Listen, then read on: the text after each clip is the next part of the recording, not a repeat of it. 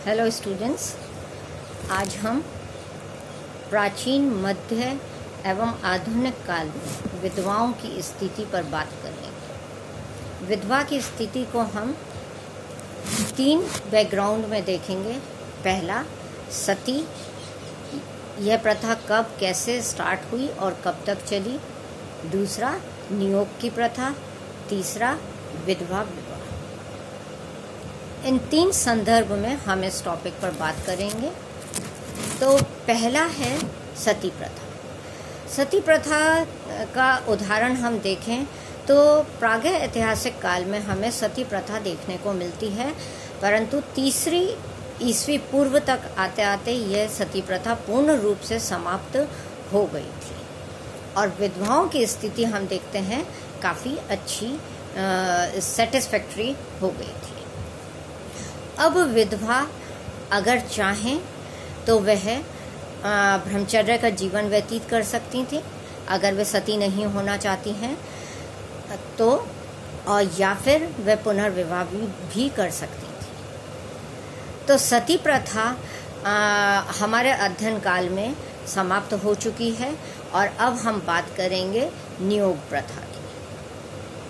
नियोग का अर्थ है पति की मृत्यु के पश्चात में पति की फैमिली में उसी के भाई के साथ में संबंध स्थापित करके पुत्र उत्पन्न करना।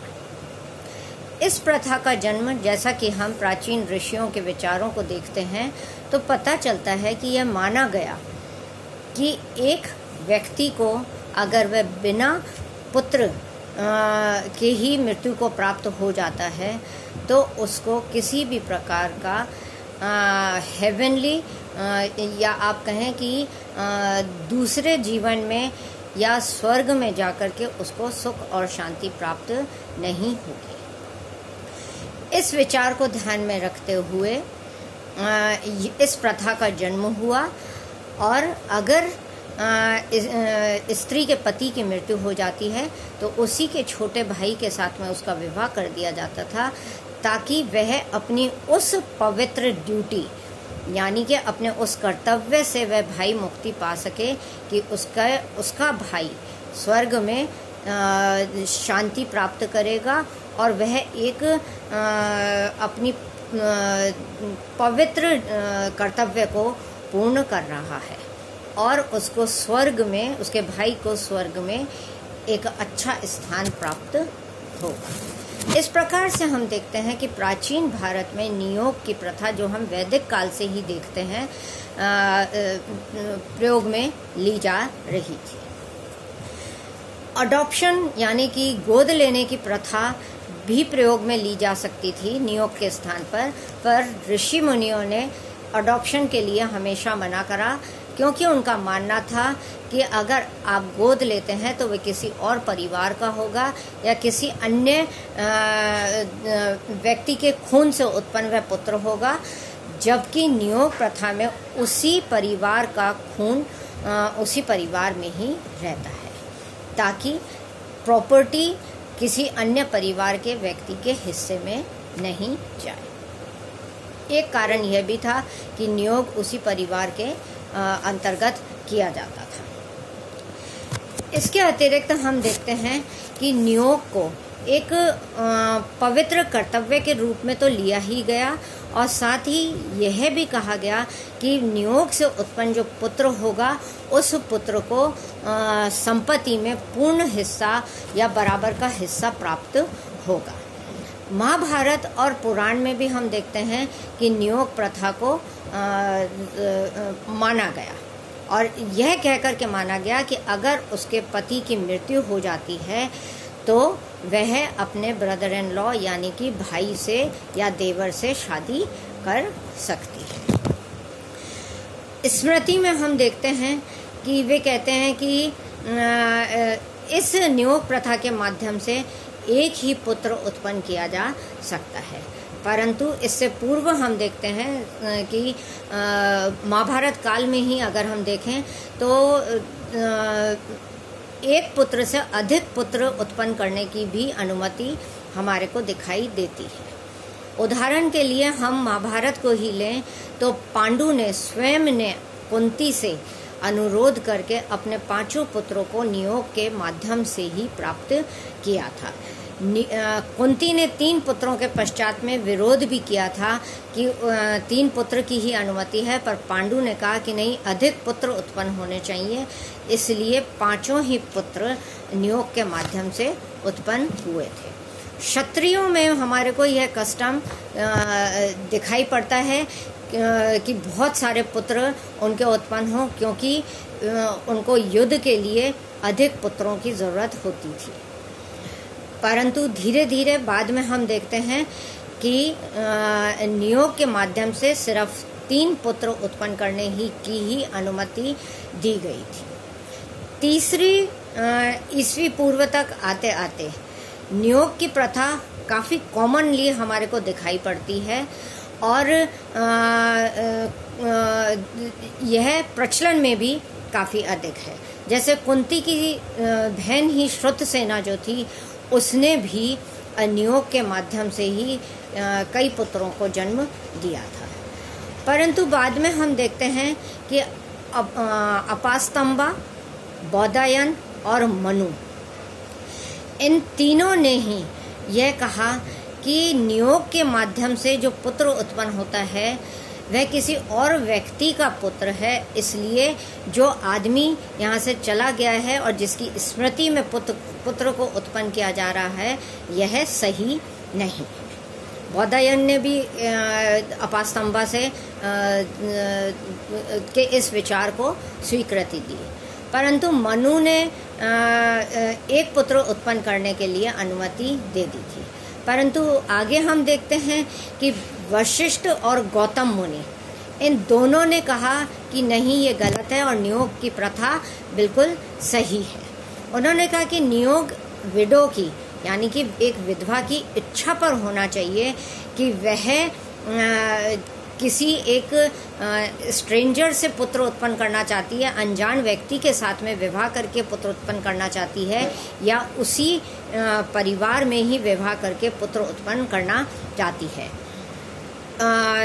गौतम ऋषि तो यहाँ तक कहते हैं कि एक बड़ा राजा जो काफ़ी उम्र का हो चुका है, वह भी नियोग के माध्यम से पुत्र उत्पन्न कर सकता है, परंतु वह उसी स्थिति में यह कार्य कर सकता है जबकि उसका पुत्र अयोग्य निकल जाए, या वह चातुर्य से अपने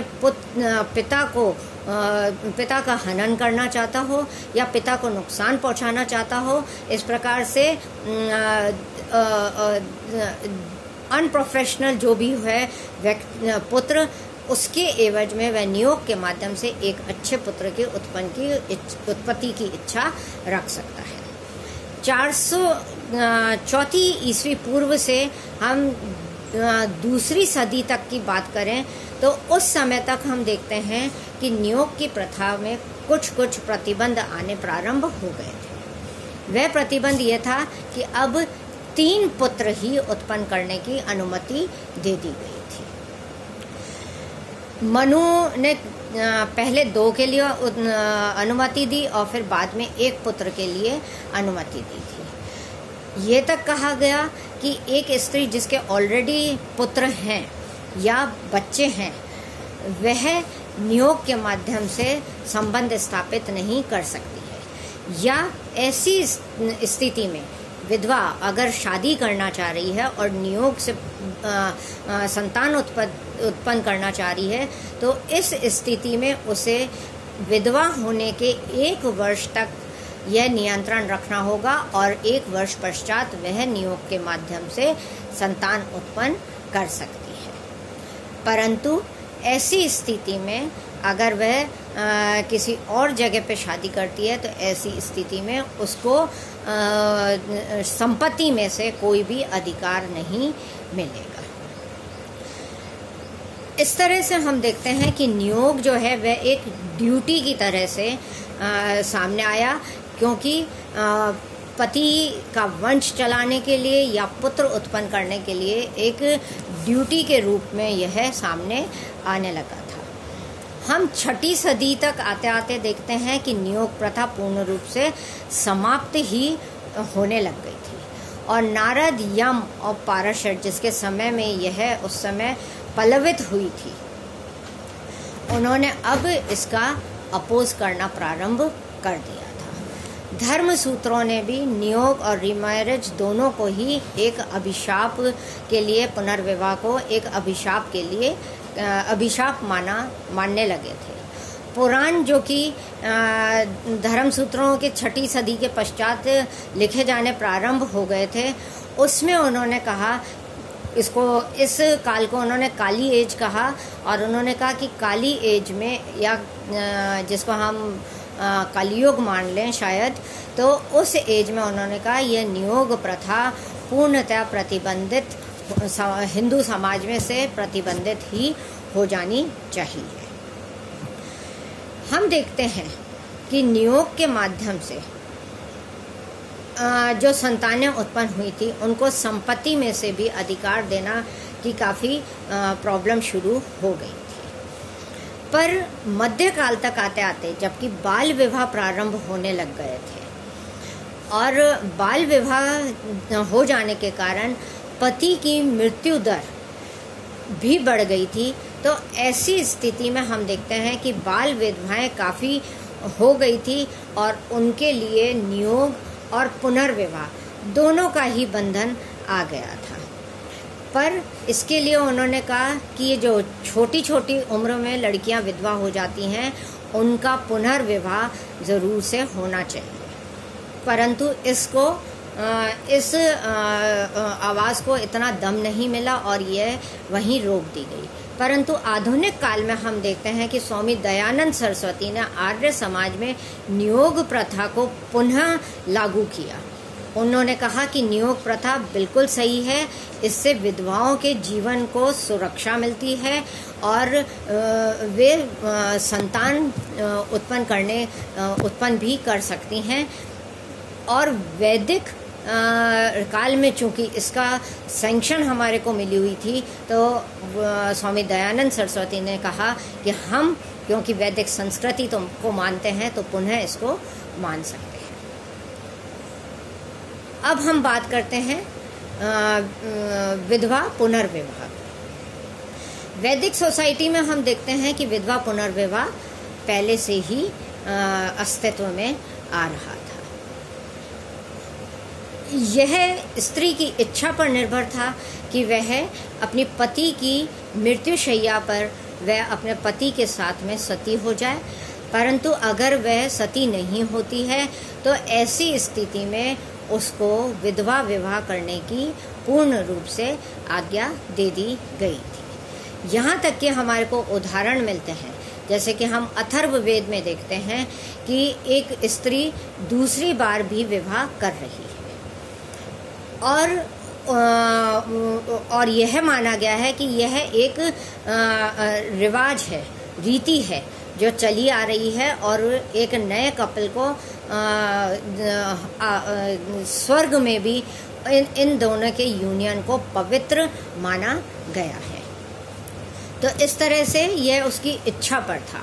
वहीं हम देखते हैं कि कई पति जो मृत्युशैया पर हैं वे अपनी पत्नी से यह अनुरोध कर रहे हैं कि उनकी मृत्यु के पश्चात में वह पुनर्विवाह कर लें।